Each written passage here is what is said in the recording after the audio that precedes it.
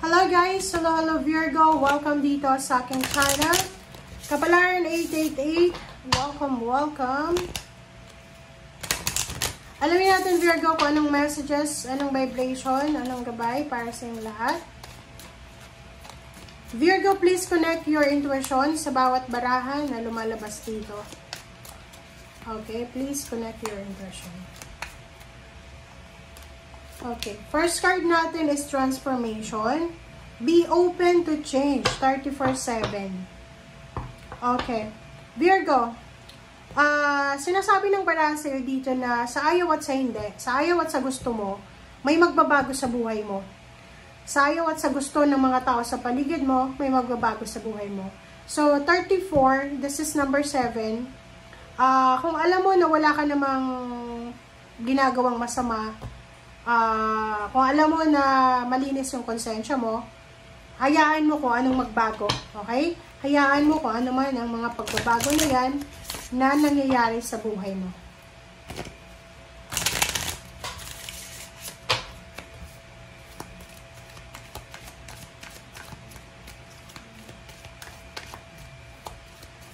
Okay. Sorry. Okay, revealing radiance. Okay, revealing radiance, my light illuminates the world. O, di ba? Parang sinasabi ng baraha sa'yo dito, Virgo, na huwag kang matakot kasi you have something na pinoproteksyonan siguro, or you have something na nararamdaman na fear. Tingnan mo to. You need to be fiery, eh. You need to be excited para dito sa pagbabago na magaganap sa buhay mo. Sinasabi ng baraha sa'yo na parang diamante. So, kung ano man tong nagsisimula or kung ano man tong ginagawa mo sa ngayon, siya ay magdadala ng sobra-sobrang blessing sa buhay mo.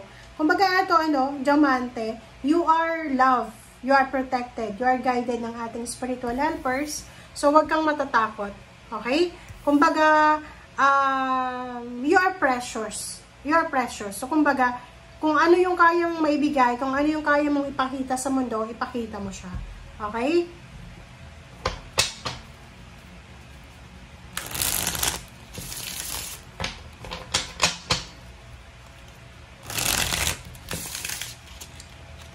Okay.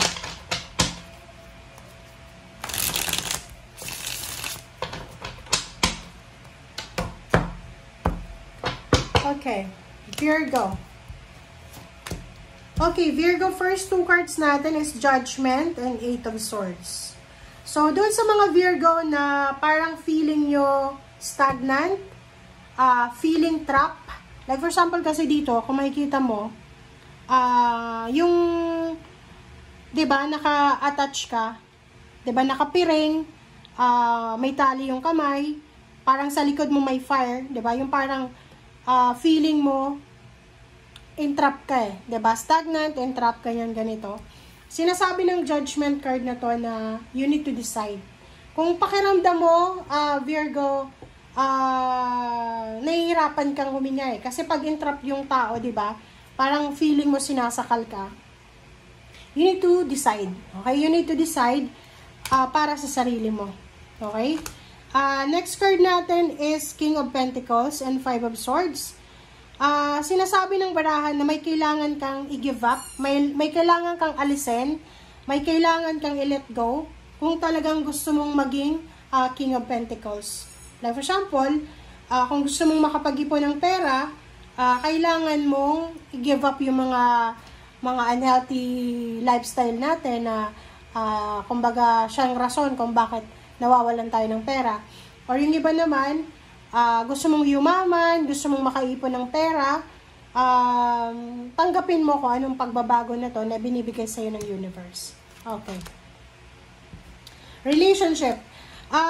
Sinasabi ng barahan na ihanda mo ang sarili mo, Virgo. Sa mga single na Virgo to, ihanda mo ang sarili mo kasi may paparating na good news about relationship. So, may mag-offer sa'yo ng love life, may magkakagusto sa'yo, may magugustuhan mo, and posibleng humantong to sa kasal or humantong sa selebrasyon. Okay, Queen of Pentacles and Eight of Pentacles. Sinasabi ng baraha sa'yo dito na yun. Virgo, kung ano yung tinatrabaho mo sa ngayon. Okay? Kung ano yung tinatrabaho mo sa ngayon, trabahuin mo lang yan. Kasi, sinasabi ng barahan na kung ano man yung ginagawa mo sa ngayon, ano bang sinasacrifice mo na yan sa ngayon, yan yung magiging stepping stone mo papunta dito sa Queen of Pentacles. Kumbaga, kailangan mo lang magtiyaga. Kailangan mo magtiyaga kasi yun, 'di ba? May kasabihan tayo, kung walang tiyaga, walang nilaga. So kailangan mo magtiyaga. You need to be courageous. You need to kumbaga, sabihin mo yan sa sarili mo, i-affirm mo yan sa sarili mo na kaya mo. Okay? Next is Knight of Wands and Ace of Pentacles. So, merong exciting job offer ang posibleng matatanggap ang mga Virgo na to, or maybe there's a financial offer na posibleng matatanggap kayo. Okay. Let's clarify.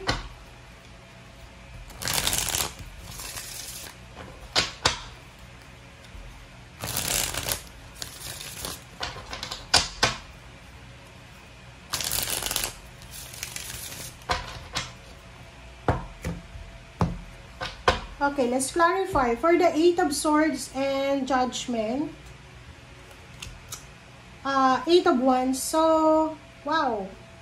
So, maybe, hindi ka na masaya sa trabahong ginagawa mo, yung feeling mo, parang you feel disappointed, or maybe meron ditong Virgo na suffocated ka na, yung parang feeling entrapped kasi wala kang trabaho, yung unemployed ka.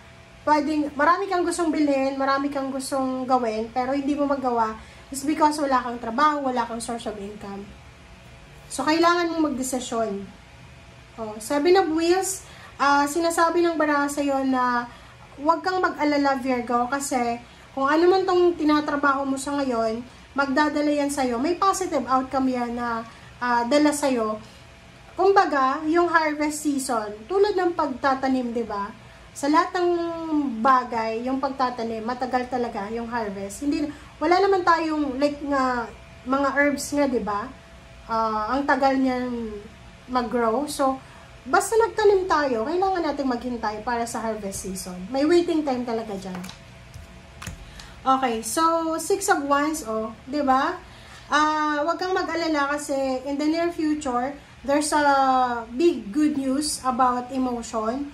So, nakikita natin dito na makakatagpo ka ng isang tao na possible na maging asawa mo, or possible na maging mentor, maging boss na financially stable siya. Tutulungan ka niya para maging victorious and abundant. Merong salary increase, higher position. Meron ditong rewards and awards and mga bonuses. Okay, Queen of Pentacles, Eight of Pentacles, Page of Wheels. Sinasabi ng baraha sa'yo na ihanda mo ang sarili mo kasi may incoming good news, incoming blessing sa financial. Kumbaga, halimbawa dito, kung ano yung ginagawa mo sa ngayon, nagbe-business ka ba, nagtatrabaho ka ba, or you're looking for a job, or estudyante ka, sinasabi ng baraha, mapagbutihin mo yung ginagawa mo kasi magdadala yan sa'yo in the near future ng sobra-sobrang success. Okay, next card natin is Six of Wheels. Wow. So, you're lucky, you are parang, tawag dyan, swerteng-swerte ka because may mga tao sa paligid mo na, kumbaga, like-minded kayo eh. So, hindi masama yung surroundings mo eh. Kasi, you are surrounded ng mga intellectual na tao, you are surrounded ng mga tao na pwedeng maging source mo of strength, pwedeng maging source of inspiration, or pwedeng maging parang source of encouragement. So, you're lucky. And sa ilalim mo dito is Page of Swords and Justice. Diba? Halimbawa may nagbigay sa'yo ng offer, contract, strike it. Diba? Well, the iron is hot. Diba? Sinasabi ng baraha na huwag na tayong magpatumpik-tumpik pa. Kung ano man ang offer na to na binibigay sa atin ng universe, sa pamamagitan ng tao, syempre gagamitin ng universe yung tao eh. Sa either new job, new career, new source of income, business partnership, collaboration, or attachment, friendship, relationship, or kung ano man to na, kumbaga, attachment na ibibigay sa atin. you need to accept it. As soon as possible, Huwag mong sasayangin yung oras dahil ito ay talagang naka-destiny. And walang problema sa iyo. May pagmamaliki ka. Okay? Thank you guys. Bye!